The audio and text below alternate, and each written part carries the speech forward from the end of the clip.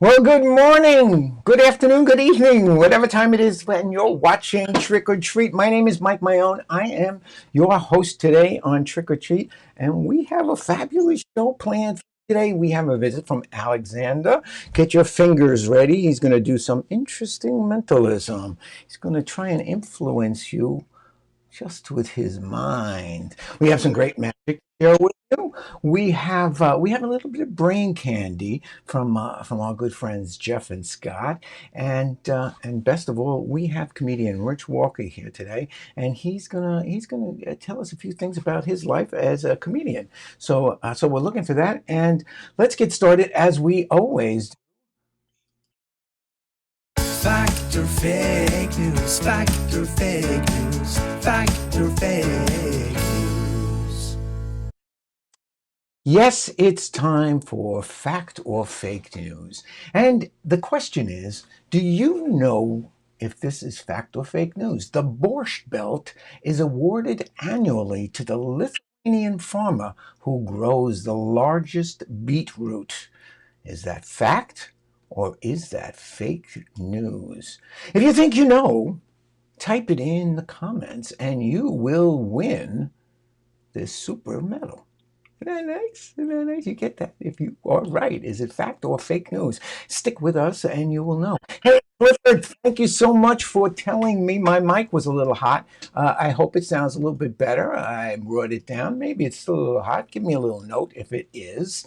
Martin, you made it. Thank you. I'm so glad to see you today. Thank you for joining us. We do have some fun planned. Hey, let's start after we have the fact or fake news. We have this new edition.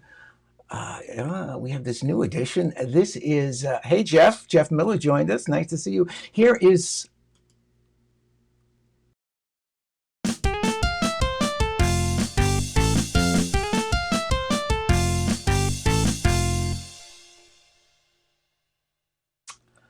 Yes, it's time for brain candy. Now, this is a little piece of video created by Scott Franz and Jeff Williams, who do this really fine little piece of video, and they shoot this video with one continuous take. So that's their challenge. They challenge themselves, and they do this video with one continuous take. You're going to enjoy this one. If you haven't seen this effect, I think you're going to enjoy this. Watch.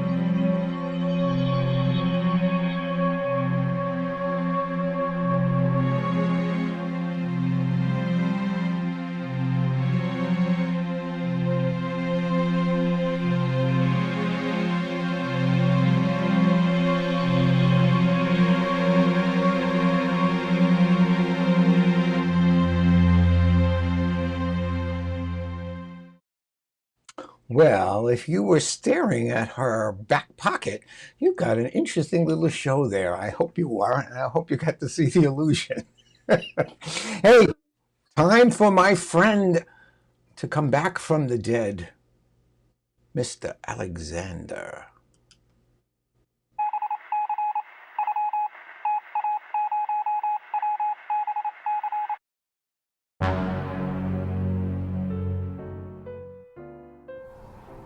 Greetings, friends. It is I, Alexander, the man who knows.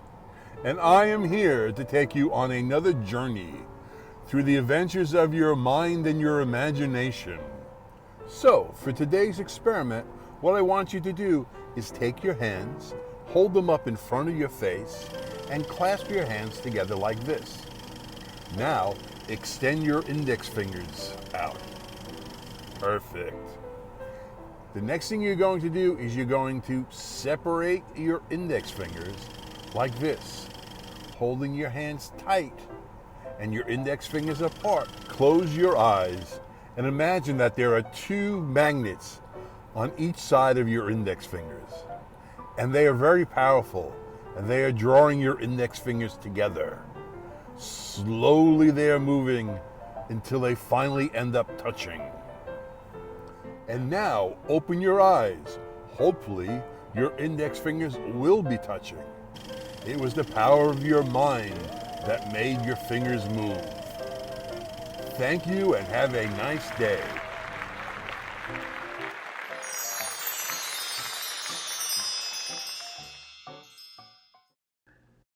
Hey, was that just super cool? Was that just super cool? Were your fingers touching? I know mine were. I know mine were. I know mine were.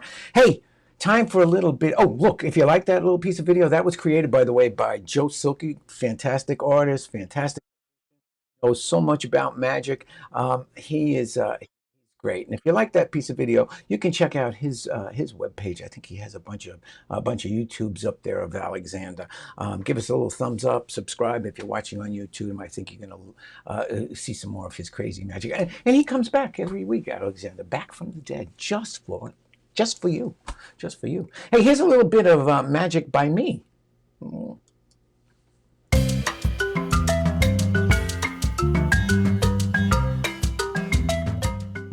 An illusion with 3 cards. 1, 2, 3. The 3 cards: a red ace, a black ace, and another red ace.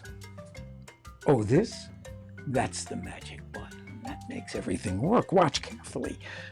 Give the cards a little mix, just like that. And now you can see the black ace right here on top. We're going to put that right to the left. A red card in the center, a red card to the right. Black, red, red. I give the magic button a press just once. Oh, that's all it takes. Because this card is no longer the black ace. This is a red ace. This is a red ace. The black ace has traveled to the center of the table. Oh, 1 time is good, but twice would be better. So I'll do it again. I give the cards a little mix. You can see the black ace right here on top. This time instead I will put it in the middle, leaving the 2 red aces, 1 to go on the left, 1 to go on the right. I give the magic button a press, just 1 press. Because that's all it takes. And now that card, which was definitely the black card, is now a red card. This is a red card. The black card has traveled to this side of the table. 1 time is good, twice is better, but 3 times, well, 3 times is the charm. I give the cards a little mix. This time, you see the cards, red, black, red. What I'll do is I'll put the red card right here on my table, leaving in my hand the black card and a red card. I give them a mix. I press the magic button just like that. That's all that it takes. And now, is the black card in my left hand? No. Is the black card in my right hand? No. The black card has traveled to the table just like that. You know, of course, it all has to do with the magic button.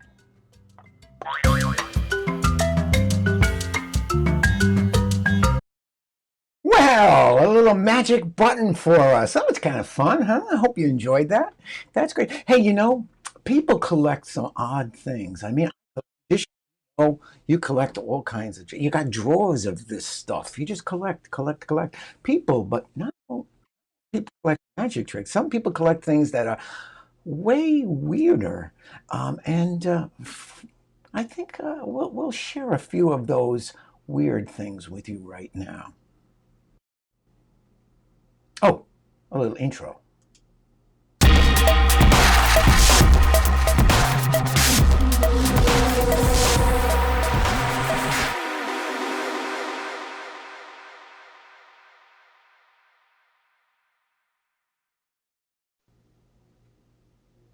Oh, Oh, that's my collection. I forgot. I collect magic. I also collect these wonderful Beanie Babies. It's going to be worth a lot of money some one of these days. Hey, this one, that one right over there. They only made 5,000 of those. 5,000. Worth a fortune. It's going to be worth a fortune. And as I said, people do collect some weird stuff. Some weird stuff. Not babies, not just magic tricks. Let's take a look at the. Here's a guy who's collected the largest. He's got the largest collection of toothbrushes. I wonder if he has any cavities. I bet not. I guess not. No cavities for him. Let's see. How about this guy? Now, this guy, he goes to hotels and collects the do not disturb signs. That's a weird collection. You got to admit, that's a weird collection. I think Beanie Babies is more practical. How about this? This girl makes a lot of mistakes. Petra makes so many mistakes that she needed to collect nearly 20,000 erasers to correct all the mistakes this young lady makes. Petra. How about this one? Now, I don't know what's with this guy, but this is his collection of super soakers. I think he needs a whole house just to put all these crazy things out. Super soakers, water pistols. Well, he's a nut. He's a nut. That's Chris. 240 of those. Why? Milk bottles. Look at that. He has to have a whole room just for his milk bottle collection. Since he's 9, he's collecting these milk bottles. How about this guy? Hot sauce. Now, my daughter could do this. She's a real hot sauce fan, but I don't think she could collect 6,000 in a little apartment. Now we're getting into some good stuff here. Traffic cones. Oh, you have to have traffic cones. Oh, Clifford, you're gonna like this because we have another barf bag collector. Clifford says his brother collects barf bags, and you know what? So does this man. Cliff, is your brother's collection bigger than this guy's? He's got 6,000 of them, barf bags. Cliff, I'm going to have to ask you to ask your brother why he collects barf bags. I just don't get that. Here's a good one. This is like a magician thing. There are probably a few of my friends who have a bunch of jokers. Magicians are collecting decks of cards now. I see that they just collect different decks of cards, and the manufacturers of cards are very smart. They're very savvy. They've been designing new backs and putting them in packages because they know there are wacky magicians who collect cards, decks of cards. This guy just collects the jokers. This girl is just bananas because she collects the labels from bananas and has over 7,000 unique banana labels. That's Becky. Now, this guy, Barry, he's got a serious problem. Apparently, he couldn't smoke on a plane once. So what he did is he got this ABC gum. Not ABC. He was getting the chewing gum, the tobacco chewing gum. And for some reason or other, when he got off the plane, instead of spitting it out onto the tarmac or putting it in the garbage, he saved it. God only knows why. And so he's been saving it for years. And so now he has the largest ABC gumball on record. There he goes. He keeps chewing gum and collecting it and adding it to the gum bag. Bob and Lizzie Gibbons are an odd couple. They have 240 love dolls. I'm looking at this picture, though. I can't figure out which one Lizzie is. I don't know about that one. And this guy's my favorite, Graham Barker here. He's got the largest collection of belly button lint. I'm just guessing. I'm just going to go out here and just guess. I don't think Graham is married. What do you think, huh? 3 bottles of belly button lint. That's just crazy.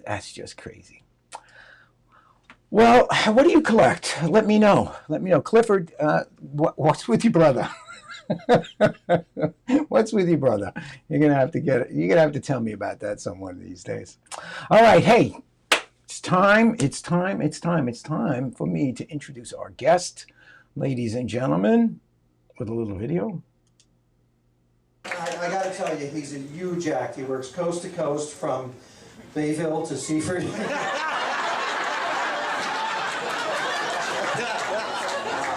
And you're in for a real treat. Enjoy Rich Walker. Come on, give it a hand. Rich Walker!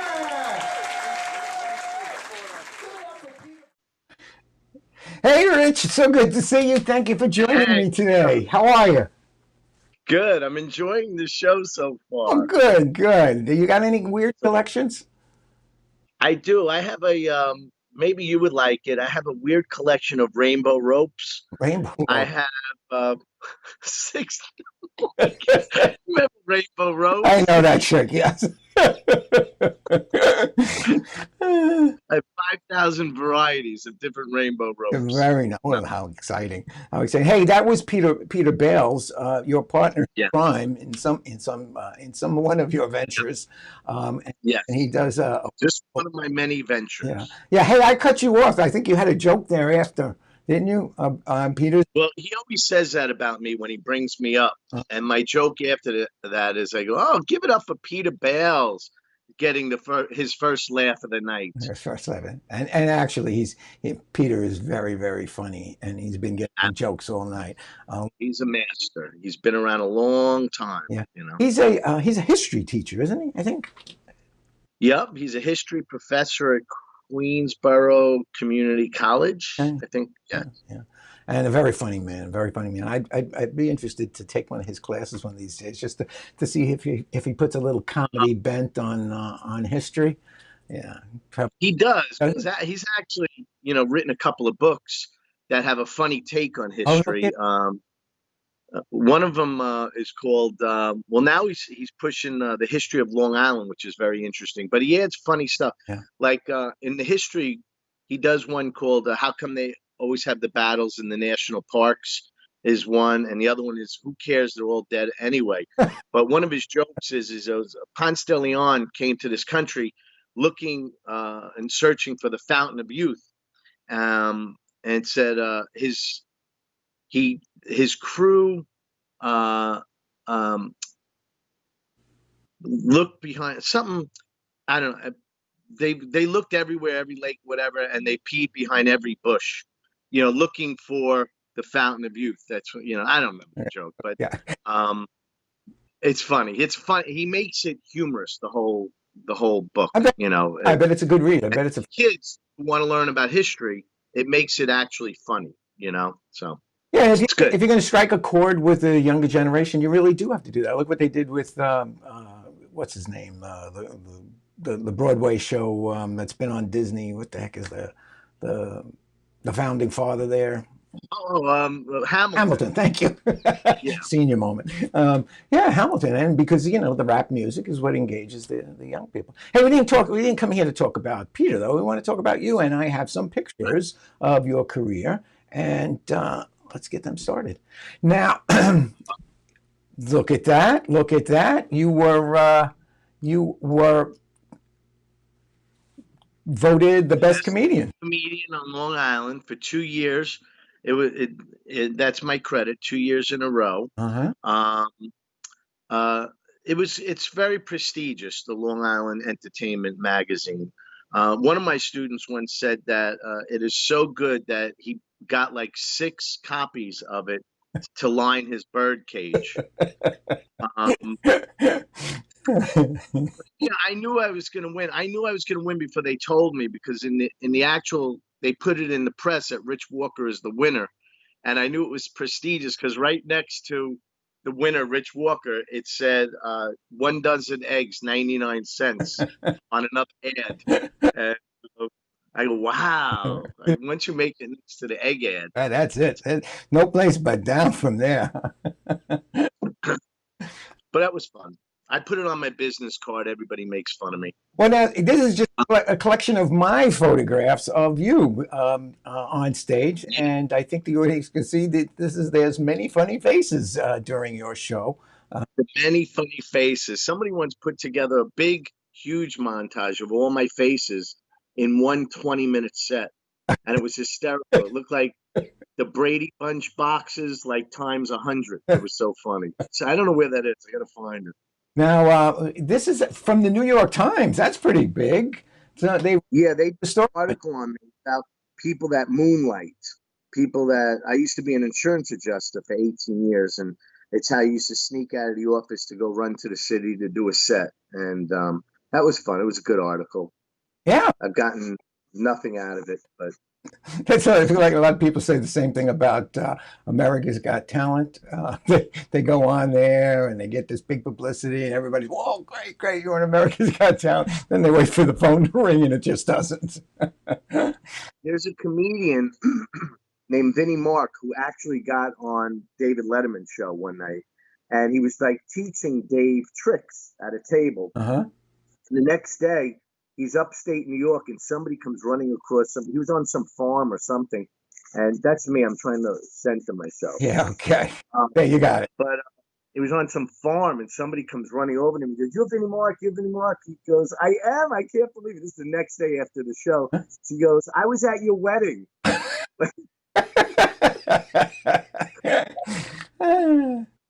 Nobody even saw him. Nobody saw him on Letterman. Letterman has started a lot of talents. He's a lot of people started on Letterman and late night television. Yeah. Now, Yeah. you were also a host at a magic convention. Yeah, that's my claim to magician's fame. When everyone goes, "Do I know a magician?" I go, "Do I know a magician?" I hosted Magic on Manhattan. I did that one show, and there was a magician there that night. He goes, "You want to have?" I go, "I don't know what to say to magicians." And he goes, "Why don't you go up and just say that you've never seen a magician's card trick before, or a really good card trick?" And I went up and I made some sort of silly joke about never seeing a magician's card trick. And after the show, he set me up because there was a line of magicians on the side of the stage that went all the way to the concessions in the lobby. It was so funny. Yeah. I was there all day watching magic tricks. I feel sorry for you. After 2 card tricks, I'm about burnt out. It was fun for me. I've never seen. See, you liked it. See, we on the other hand, as soon as we do a card trick for like a 9-year-old or a 10-year-old, he insists on teaching us the 20 or showing us the 21 card trick, which is the most tedious thing in the world to watch. Oh, it? Oh yeah. Sounds. What are you doing? I'm trying to center myself. Okay, just stay there. Stay in one spot. Okay. Don't move. Hey, this is what you do with Peter and Steve Lazarus. Is that right? We do. It's Stand Up University. We've been teaching it now for 21 years. Man, we are on hiatus for the pandemic, but we are boasting now, I think, over 1,400 graduates, which means that each student walks out of that class probably about 10 jokes, right? Well, you took it. Yeah. You're one of our prestigious graduates. Look what it did for me. You were great. So, my God, you have to admit you had some great stuff. Oh yeah, there's some funny stuff. And people, if they want to see it, you can check out on my YouTube channel. I have the sets recorded, and actually I like to look back at them every now and again just to get a chuckle, because there was some funny stuff there. Do you have you took the class twice? I did. And do you have a favorite? Do you think the first one? Were you more nervous on the first show, never doing? Like, it's terrifying. It really was terrifying, because as a magician, you got props in your hand the whole time. So I didn't make the break from props until the second set. The first time I did some things with props in the hand, and it was funny, but it just gives you a kind of it's like a security blanket holding on to stuff. But the second time was just straight verbal stuff. But I did have my little Siri thing, which was kind of fun. We had it fun, but I had a bunch of fun. I had a bunch of fun on that. We've had, over the years, we've had a few magicians take it, and all of them want to try. They wanted to venture out into trying just stand up. So like maybe they could open up the show with some like 5 minutes of stand up, and then go into the magic. That way you could almost kind of introduce yourself without magic if you're doing a house party or private event or something like that. But we've had some great ones. We had Magic Al take our class. We had Steve Rodman take our class. You, of course. Oh my God, I'm blanking. Well, Chris Monty took your class. I don't know if people know Chris Monty, but Chris is just an absolutely fabulous comedian. And you just told me the other day that he took your class, which I didn't know. He was one of your. Yeah. Yeah. Great guy, good friend of mine. Chris and I have a big history together. Chris started, he was probably, I think he was in our second class 21 years ago. Like I said, we started it at a governor's in Levittown, and he was there. Then Chris came back, took the class again with a guy named Mark Lund, and they became a comedy team where you don't see a lot of teams anymore. They say a team, if you get a good team or a good, you ready for this? A husband-wife team will be a sitcom in 2 years because nobody. When was the last time?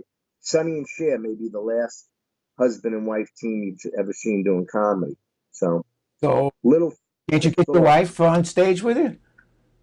The what? Can't you get your wife on stage with you?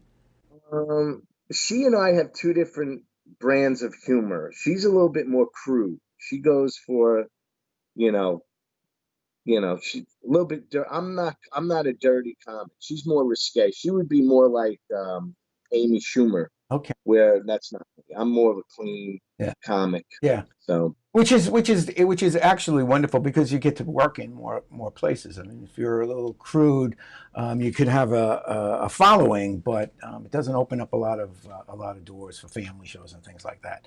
Well, can I comment on something like that real quick? Yeah, sure. This for magicians or comedians, I guess, maybe that's the success of my longevity in the business, because you could put me anywhere. A lot of people say you can't, this is not bragging, but you can't go wrong with Rich Walker because my act is kind of central. It could get risque. Some of my punchlines, I have clean punchlines and then a little bit more risque punchlines depending on where I am. So I could change up a joke, but you will work a lot more.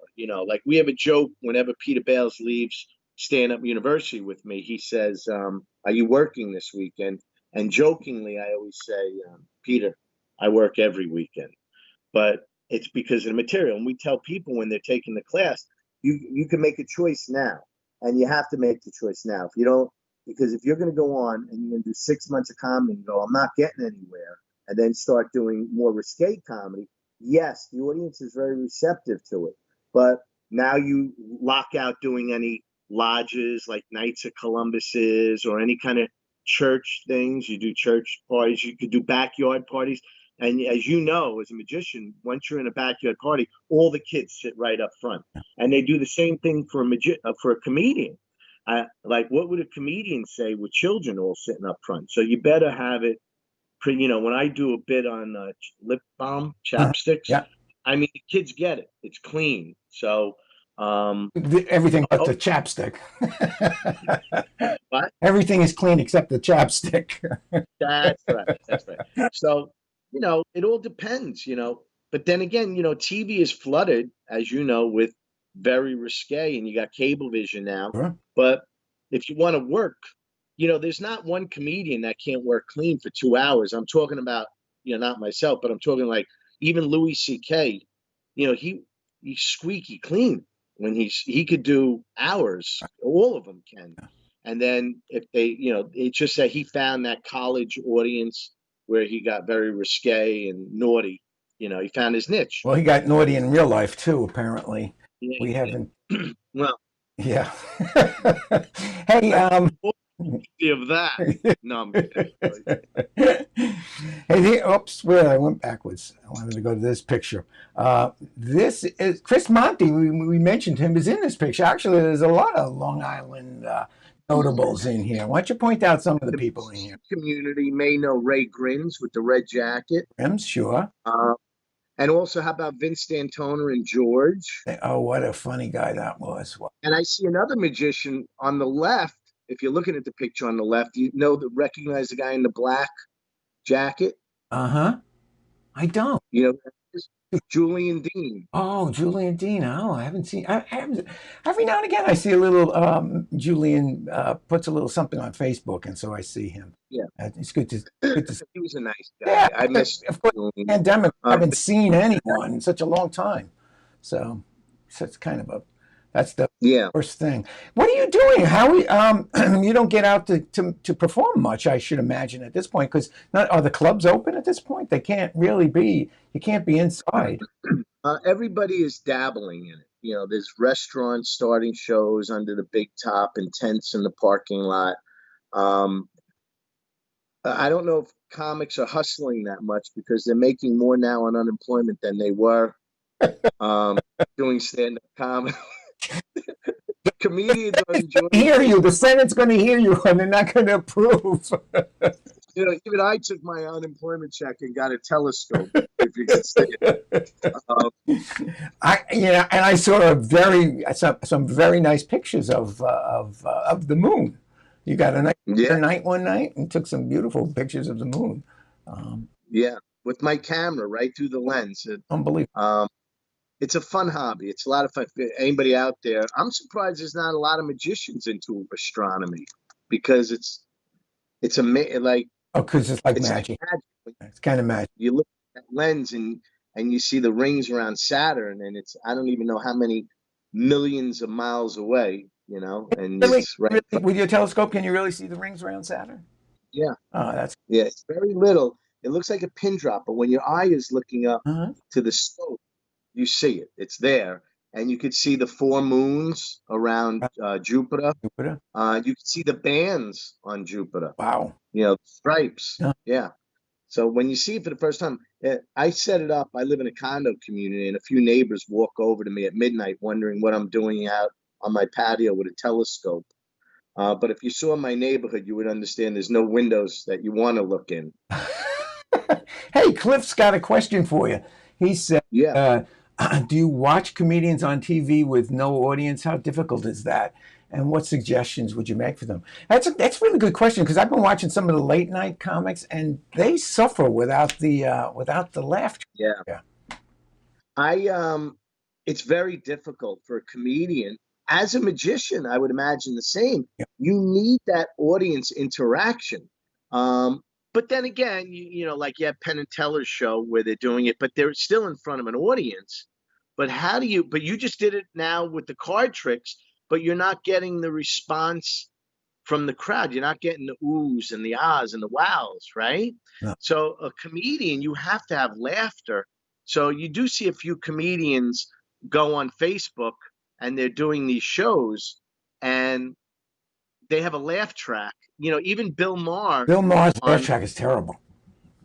But they have the laugh track in the beginning, you know, where they show the 1930s audience all laughing and stuff, which that itself is funnier than the joke. Yeah. If you see, you know, that's true. That's true. I watch Bill Maher, and it's right. And the laugh track is kind of funny. It's fun, but I have just lost. Laugh tracks just make me crazy. Although I do use an applause track in the beginning of my little intro, and I think you use it in some of the work that you've done too. And it's kind of a balance. Do you want to include it? Do you not want to include it? But it's a funny thing when people they did studies on this stuff back in the early days of television, and people just think it's funnier when they hear other people laugh. Just is. Well, it spreads, and it also, especially on the video clips that you just showed of me and Chris doing, I'll go into that in a minute. But if you look at that, we had a very difficult time whether or not we wanted the laugh track. Okay, wait a minute. You haven't seen that yet. The audience hasn't seen that yet. You and I looked at it before, but no. So we'll show that. Show the shed? No, you didn't show that yet. We didn't show that yet. Okay. We're going to look at Well, we have a difficult time. We do something which we don't know whether or not to keep the laugh track in. I say it gives it a little bump and lets them know where to laugh so we can move on with the next joke. Right. But you took out the laughter, and that's the first time I've seen it. No, it's there. It's there. You'll see. You'll look at it again in a few minutes. The laugh track. Really? Okay. Yeah, I left. Oh, okay. But I thought you took it out. I thought it was interesting to see it without the laugh track. No, you had made you intended for that laugh track to be there, so I made sure to leave it. I wouldn't take it out. Hey, what about this is Chris Monty in one of these pictures, and I didn't realize dental work. Are those, Chris Monty used to be a partner of mine. This is how far back we go. This was, after stand-up university, you can't deny Chris's talent. He's very multi-talented.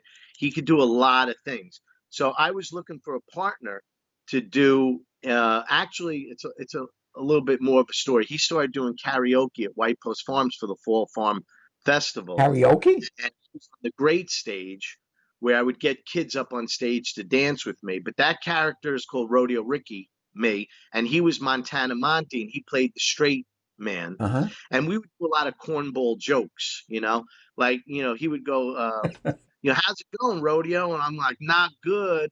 I was in that porta potty this morning. They had porta potties right next to us. And it was in a porta potty, and I accidentally dropped $5 in that hole. He goes, well, what did you do? I said, I threw $10 right down there after it. He said, why would you do that?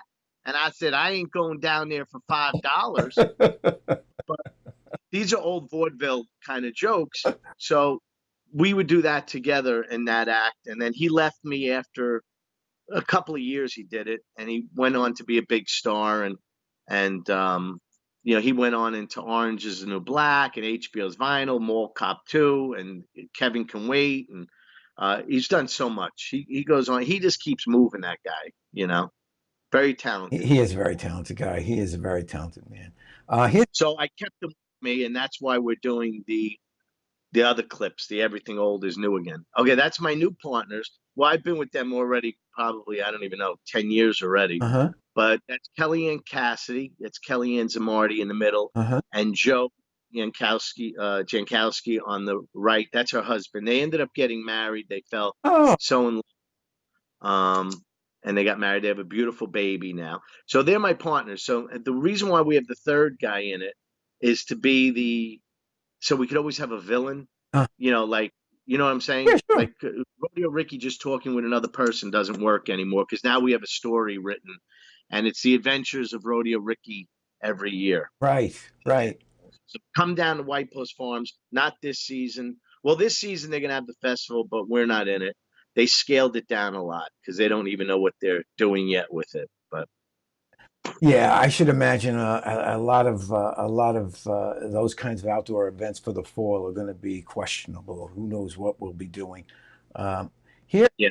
Look, I have a bunch of pictures of you, a collection of pictures of you with other people who I don't recognize right off. So this is who is this person? That's Bobby Collins. He's on the circuit. He's one of the biggest comics. He used to host on VH1 Stand Up Spotlight after Rosie O'Donnell. Remember him? Yeah. His big thing was On the Inside. Oh, right. On the inside. Yeah. That's Bobby Collins. That's Bobby Collins. Okay, that's good. Did you perform with him? That you're in this picture? People in 25 years. What?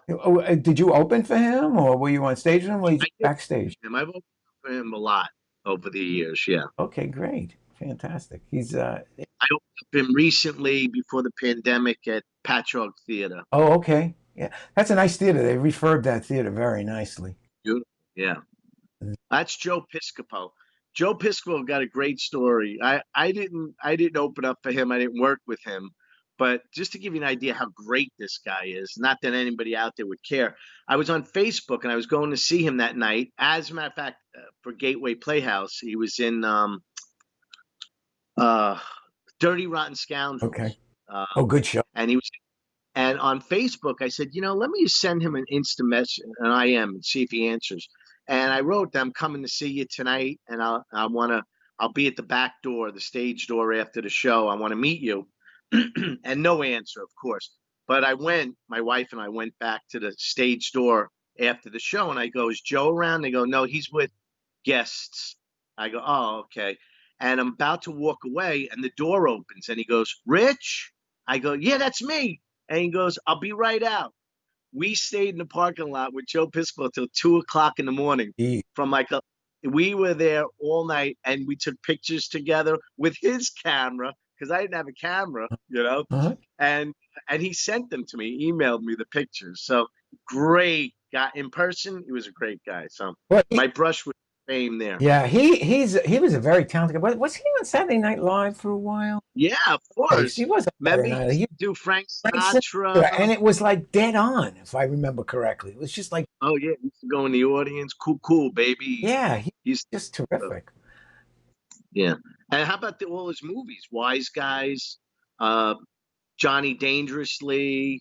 Oh, I have to go see some of these now because I don't remember them. Johnny Dangerously was him, and then uh, who played Batman? Michael Keaton, and then he was in a ton of your viewers out there write a list of all the movies he's been in. So the best part about getting old like this and getting a crappy memory is you get to watch the movie again and enjoy it like it's the first time. don't you remember seeing it? Yeah, you remember. It's like back. Jules? And this is Ray Romano, is it not? And that's your lovely wife. Yes, I actually opened up for Ray Romano. I opened up. I have a great. Can I curse on your show? Yes, you can. If I have to bleep it, I will. No, don't worry. Him in Toppers in Brooklyn. This is when I first started comedy. 6 months. I'm pacing back and forth. And Ray Romano was on the circuit then. He wasn't famous with the TV show yet. Uh-huh. And I was pacing back and forth. He goes, what's the matter? I go, I'm nervous. I'm only doing this 6 months. He goes, you're in Brooklyn. Nobody gives a shit in Brooklyn. I go up and I do my set, and I did rather well, not bragging, but I walk off the stage and he goes, see, nobody gives a shit in Brooklyn. So he is, whatever you see on that show, that's him in real life. You know, a real down to earth, grounded guy. He's a freaking excellent actor, too. Is he? I've never seen the serious stuff. Oh man, he is a fabulous actor. Every time I see him do like a straight role, I am just so impressed with his abilities to act. And it's just like, man, I could just not not comedy. It's just acting, and it's great. So he's really good. If you get a chance to see him act, I haven't seen any of the serious stuff. Yeah. Oh, maybe I did. No, I'm kidding. It's a joke. That's a callback to the senility.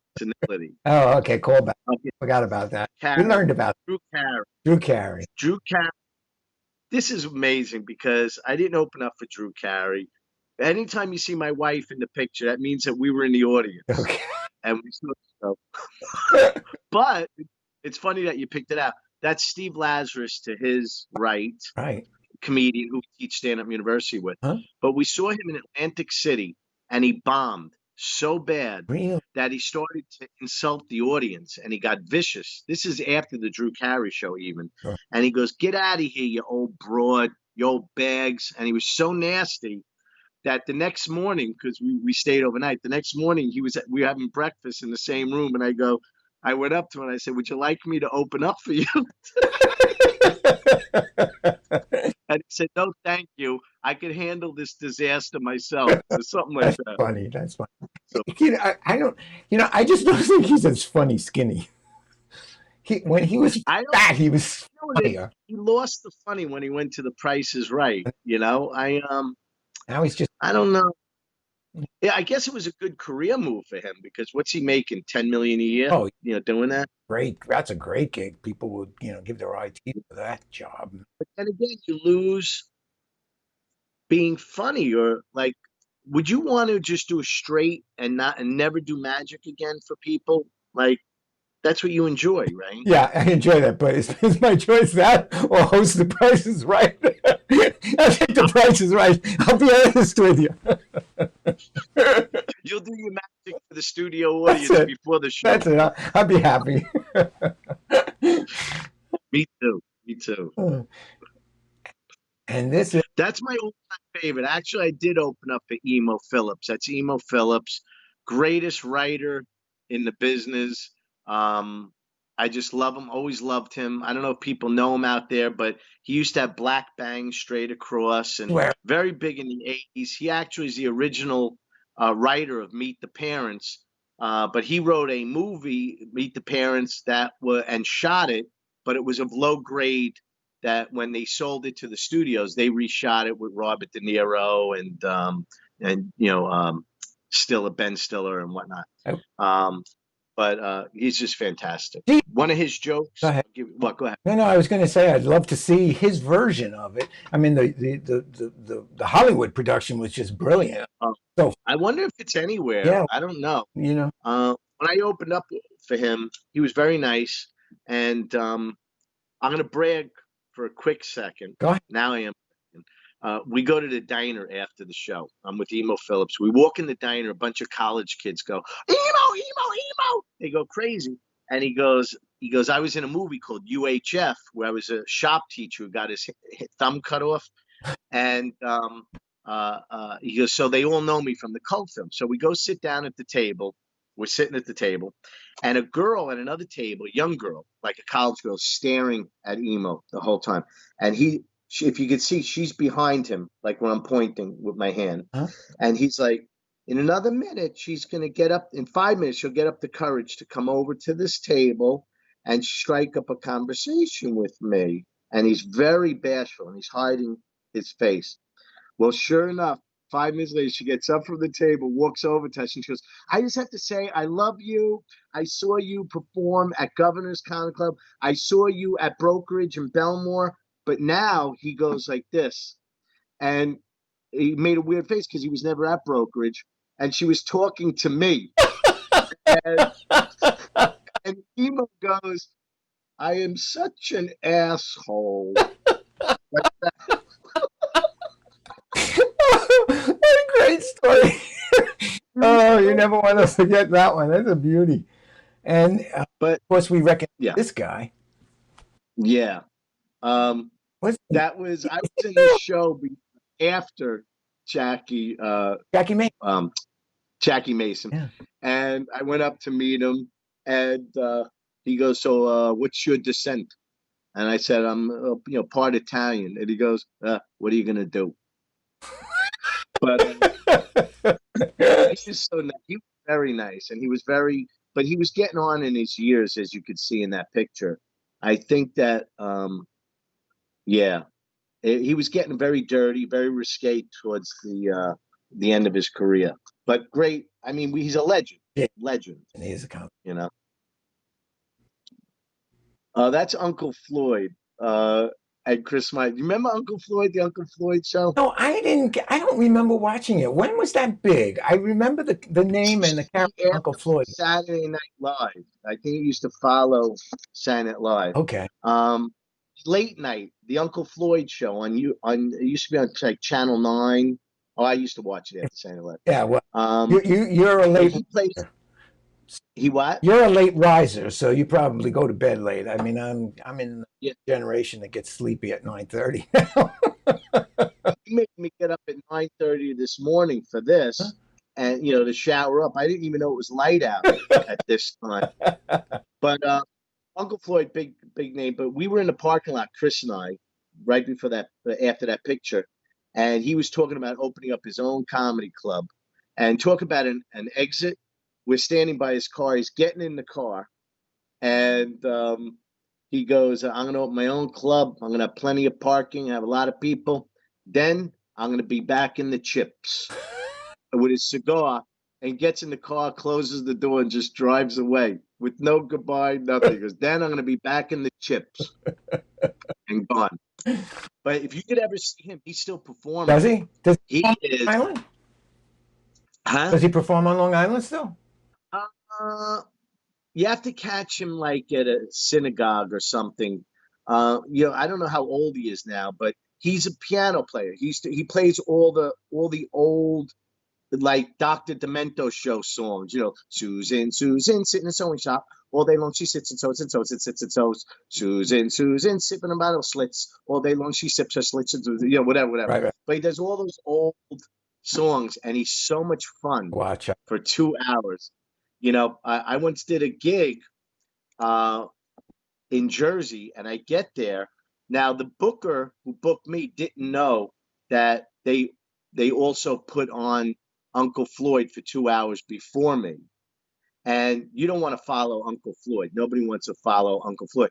And I pull up in the parking lot in the back, going in the stage door, and I hear laughter like crazy. I'm like, okay, maybe the opening band is telling jokes. And I look through the curtain, and it's Uncle Floyd with the piano. I'm like, how am I going to follow? Okay, but I'm not Uncle Floyd. But they stuck around for about 3.5 hours, those people, for that whole show, Good. But anyway, that's my brother, Uncle Floyd. What happened in 25 years? Hey, this guy, a lot of people wouldn't recognize him for two reasons. One is because he doesn't have a bag on his head, and the other reason is because nobody's seen him since the Gong Show. You know what's embarrassing about this, Mike? It's I feel like you're pulling up such old pictures. I feel like I'm on the Joe Franklin show. It's Like, exactly. I work with you guys, you know.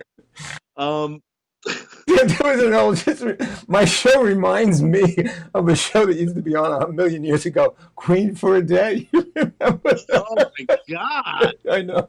that's an old reference. Murray Langston, great story.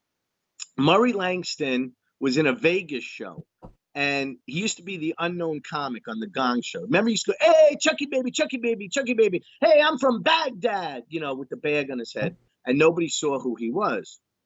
But he got very famous, and he told us the story. What happened was that he was very good at insulting an audience, and he saw that Chuck Barris loved it when a guest came on, or when the panel would make fun of him.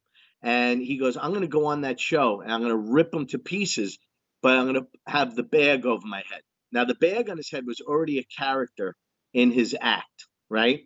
So he goes on the Gong Show, and Chuck Barris laughed so hard because he was making fun of Chuck Barris's wife. He was making fun of how short he is or whatever. So Chuck Barris says, "I want him back every Friday on the Gong Show." Now, the Gong Show in its day was Big, huge. big, big. It was every day. Do you remember? It used to run like every in the afternoon. Yeah, it was a daytime show. Yeah. And nights, like on Friday nights for a little bit, but then it went into some sort of syndication, and they played him a lot. But that character was invented, or it came to be. He was on the way to a show, and when he gets to the show, the other acts, the MC in the middle, never showed up. They were in a car accident, so he went out and warmed up the audience as the MC, ran back behind the stage, put a bag over his head, and came out and put a jacket on, came out as the unknown comic, as the middle act. Huh? And then Oh, he went back, took the hood off. It was an ongoing joke with the audience. They knew what was happening. And then he came out as the headliner, and he did all his material. So he did audience work, then he did a bunch of bag jokes over his head, like, Baghdad, and right. I can't think of any. But then and then came out, and that's how that all came to be. So It was a very funny premise that he had there, and the character he yeah. built was just And he had his own show on the Playboy channel for a while, and we used to do all dirty jokes, and you know, but he's major talent, great guy. Clifford asked this question. Yeah. I think he's Is being Clifford funny. a viewer? Yeah, No, who is? Clifford's a viewer. Clifford has a wonderful. He runs the Streamcast network, by the way, which is a fabulous, fabulous studio right here in East Northport, where he can stream, around the world. Cliff Sobel? Yeah, Cliff Sobel. Do you know? I know Cliff. I love Cliff. Great. He did some work with you, I think. Didn't he do some work? Didn't he take your course? He took Stanford University, him and his son. Yeah, yeah. So, Aiden, great. Both very, very funny. What's Cliff's question? Let me put it up again. I think he's being humorous here. How did Long Island become the mecca of comedians? Would you say it's Well, it's a good question. They say it's in the water. The best comedians come out of Long Island. Long Island comedians very different than other comedians. Very different from New York City comedian. You could see the difference right away if you tune in your ear to it. But Long Island comedians are all topic, premise, punch. We teach at Stand-Up University. It's very fast. 1, 2, 3 punchline. 1, 2, 3 punch. 1, 2, 3 punch. 1, 2, 3 punch. Whereas a city comic will tell a long story with a big payoff at the end. It's a good payoff, but they're a little bit long. Like if you ever see Mark Maron on with Conan O'Brien, he'll tell a long story to get to a big payoff at the end. But that's Long Island comedians. Eddie Murphy was very fast. I'm a little bit slower. My humor's a little bit more dry, sense of humor. I my act really suckers the audience in a little bit, and I lead them into my world. Jackie Martin, great guy, opened up for Jackie at Mohegan Sun, a couple places at the comedy clubs. Nice guy. Totally not what Howard Stern says he was. He's not cheap. He's not nice guy. Cliff's being funny. What did he say? He said, "Good question, Cliff. Thanks for asking." He's being funny. Yeah, he's good. Hey, this is Jackie now. Talk about fast stuff. Jackie, the joke man, he was pretty fast, wasn't he? Oh yeah, isn't he? Like, Still, he's yeah. around, sure. And I don't know. When I opened it, he did like an hour and a half. I opened up at Mohegan Sun. Forget. He just goes like a lightning bolt. Yeah. And Jackie's very good. If one joke doesn't work, he in his head he knows, boom, the next joke to hit him up with right after. That's going to be a grand slam. The story I heard, how he memorized all these jokes, is not a joke he doesn't know. The audience doesn't even really stump him. He may let them, so he can give them the T-shirt, think that he stumped him, you know. But I mean, you remember you used to go to work or whatever, and somebody would have a good joke for you. He probably wrote it. But he lived in the attic of his parents' house growing up. And on the attic, he would put oak tag stapled all over. And on the oak tag would be joke number 271, 272, 273. And he would write them out. So it almost became wallpaper for him. So that's how he knew all these jokes like so fast, from seeing them and reading them all the time. They were on his walls, you know. You know, that's legend, or the story I heard. Magicians, listen up. If you want to learn that Tamaraz stack, that might be the trick. Staple the cards to your mom's attic walls. Wow. I could never even get down the Chinese chop cups. I can't. That, yes. Oh, that. You know, I feel like this is all bragging today, but that's when I opened up for Rob Schneider at Paramount Theater in Huntington. Another great guy. Yeah, Paramount. I'm so glad they opened that theater there. I saw a couple of good shows there. It's so nice because it's so convenient. It's right here in Huntington, which is just, you know, beautiful place. Minutes away. When I opened for him, he must be on the road so much that he was in his green room listening to opera, and I was in the room next to him. And my whole acting class came backstage to meet me. It was about 8 or 9 of them. And he had nobody in his. But he came over to my group to hang out. Like, he was so nice. And you always, you know, it's funny, all these guys, you hear that, oh, they're a jerk and they're idiots and whatever. You know, you just got to get everybody at the right time. But, you know, we had a lot of fun that night with him. So he was good. Super nice. Took pictures with everybody. You know Rob Schneider, right? Yeah, sure. He's in every Adam Sandler movie. What is it? Deuce Bigalow? Deuce Bigalow. Yeah, that's the big one. Yeah, Deuce Bigalow. That was he's been in a lot of movies. Hey, Carol, I just want to say hello. Thank you for tuning in, Carol. So nice to see you. And yes, we miss doing shows at the Parlor, but I know you're down in Florida now. So enjoy yourself down in Florida. That's a crazy place to be right this moment, Florida. I think I'm happier here in New York. At least I can go out and not worry too much. Now, well, as long as he wears a mask. Yeah, as long as you wear a mask. Now, I have to tell, I'm going to, just before we look at this picture real close, I put together shows, I produce shows now and again, and I had you and Eric, that's Eric in the other picture there, in the picture with right.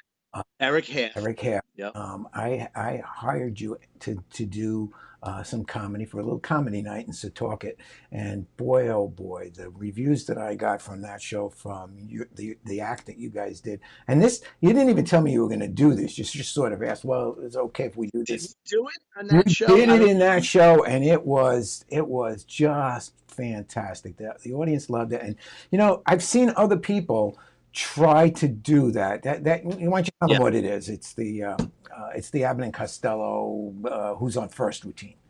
And I've seen other people do that, and it just falls flat. It's like, oh God, when is this going to end? That was hysterical when you guys did it. You did it perfectly. Thank you. We had a lot of fun with that. When we did that, somebody put it on YouTube when we first started it, Mm-hmm. and I get an email from a woman in California, and she raved about it. She loved it. She loved us doing it. And who was it? It was Chris Costello, Oh, wow. Costello's daughter. And she wanted to feature us in the Abbott and Costello newsletter, with national newsletter that they send out to fans and stuff. Sure. And she did a whole story on us. If you go online, maybe on my Facebook page if they want to read it. But we have a lot of fun doing it. We haven't done it in a long time. Now we went 6 months without doing it. Whenever we work together, You try. we always ask if you want us to do it at the end. It's 7 minutes. Right. And it's something that you don't see anymore. It's when people see it, they're like, even if we mess it up, they're like blown away, because it's so odd to see, number one, a comedy team, Mm-hmm.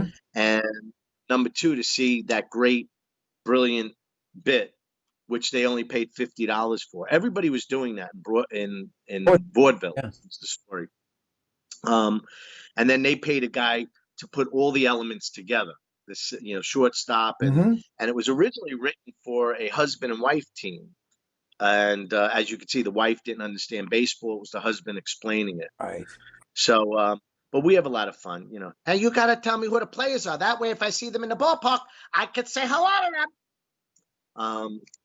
And that's it. That's we do it. And he's very good. How many times do you think Abbott and Costello performed that? They said 17,000 times. Oh. They couldn't get away from doing it. If they went to a restaurant together, they would be asked to stand up and do it. And they would do it. Everywhere. They're just great. And they never did it the same way twice, because it is very, very hard, even for Eric and I, to follow it. Because every question has an answer, and every time you give back an answer, it has a question. It's a constant flow. Yeah. There's nothing that is off the cuff. It's perfect. I think you can easily forget that if you don't rehearse it a bunch of times. Yeah. We forget it a lot. We did it once at Samantha's Little Bit of Heaven in Northport. Sure. Oh, yeah. And I couldn't get back on track. I was totally off. And Eric goes, come on, Lou, what are you doing to me? You're killing me, Lou. Yeah, what are you saying? That's not it. You got to ask about the shortstop, Lou. And I'm like, I don't know. I'm trying to remember, but they're laughing so hard. It actually made it so much even funnier than it ever was, because we couldn't get back on track. But we did, but it was funny. Hey, I want to show something that you and Chris Monty are into these days. So let me show this little video. Okay.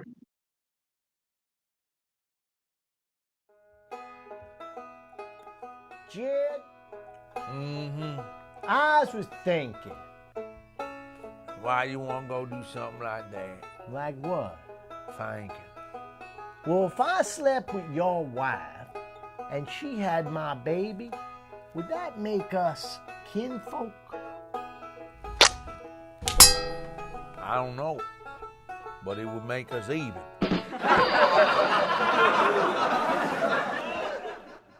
Oh God, why did you have to die? Why did you have to die?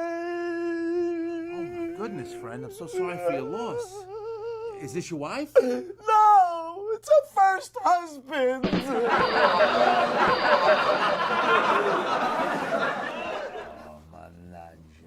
I'm never gonna become American citizen. This test is too hard. Like this one over here. Look, Old McDonald had the blank. What are you, still not? We don't know. Old McDonald had a farm. Oh, the McDonald had the farm. I'm not supposed to know that. How do you spell a farm? What are you, an idiot? Old McDonald had a farm. E-I-E-I-O.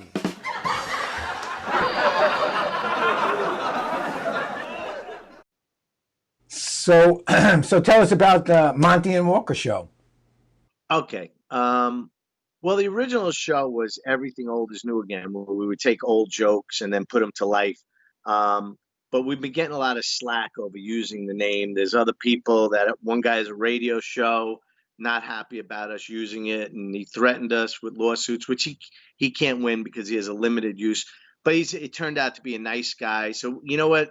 We just decided now we call it the Monty and Walker Show, because unless there's two other guys out there, we don't think we'll be hearing, getting contention from it. But we've been doing that.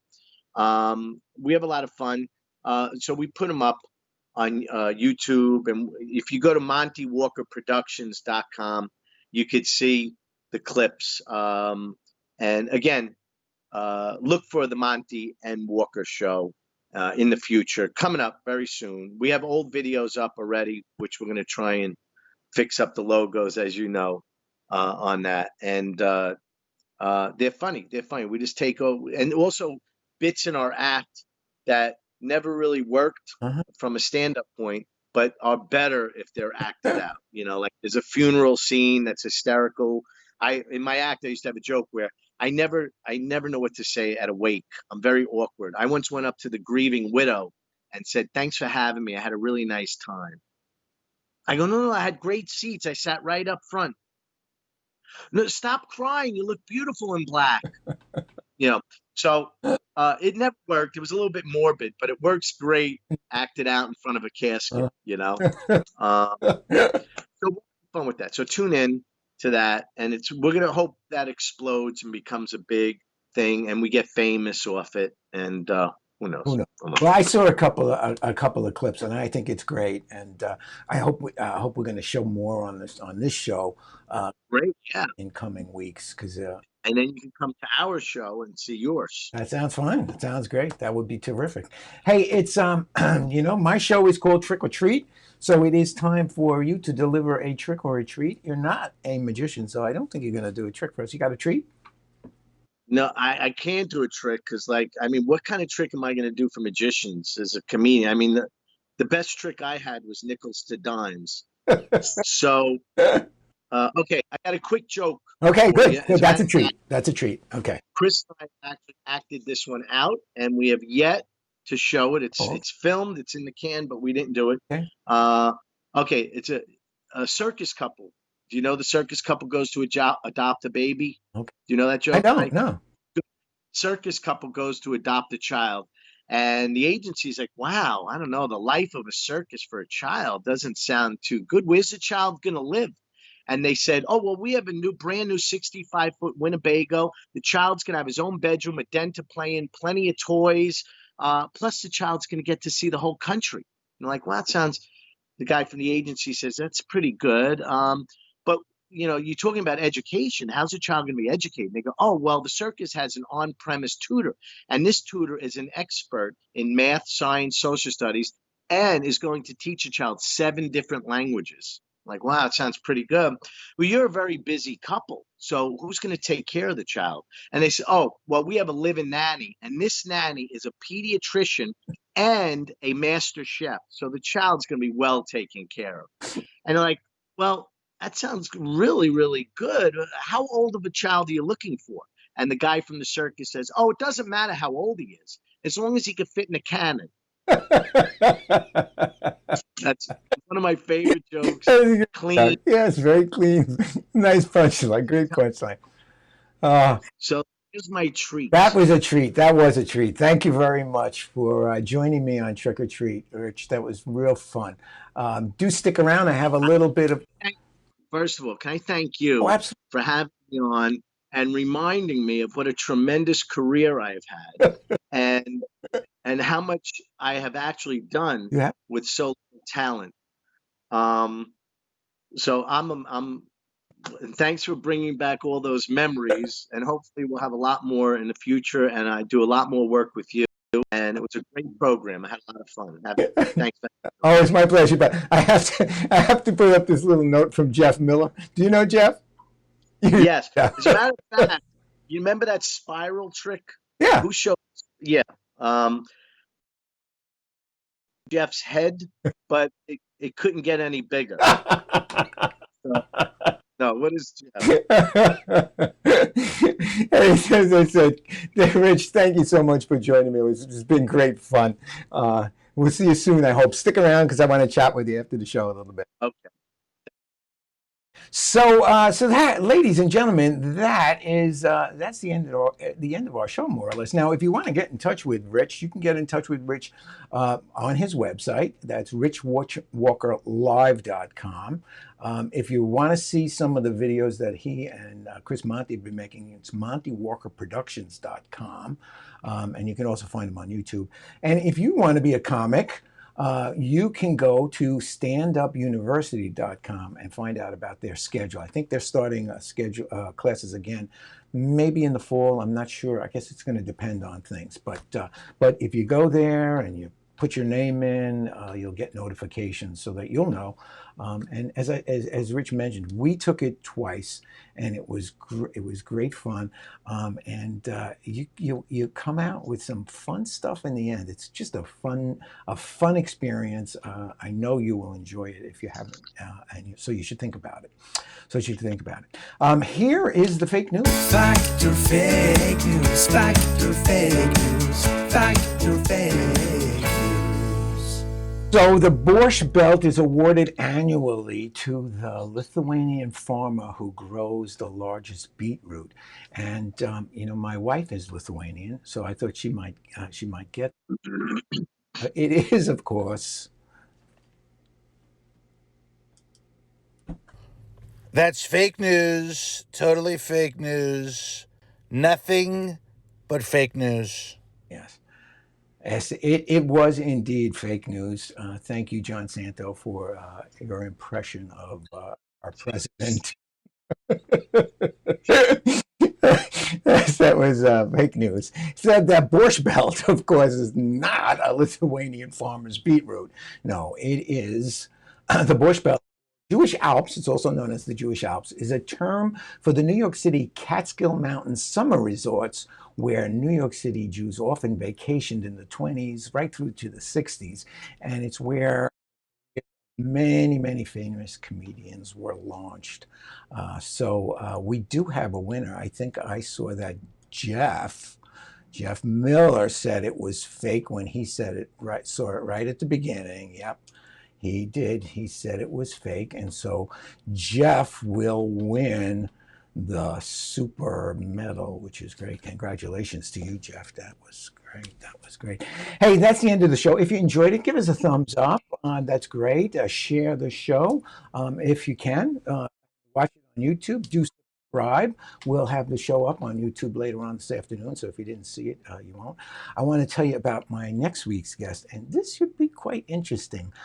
His name is Todd Robbins. He's going to be on the show next week, and we are very much looking forward to meeting Todd Robbins. He's an actor, a television producer, a story writer, and oh gosh, and he's going to do some interesting things for us. So you don't want to miss next week.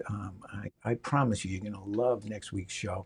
So definitely come visit us next week and see Todd Robbins. As I said, that's the end of the show. Thank you so much for watching. Thank you to my guests, Rich Walker. Thank you to Joe Silky for that wonderful piece of Alexander video. Thank you for everyone for tuning in live and watching the show. Thank you to Geoff and Scott for our wonderful little piece of silly magic there. And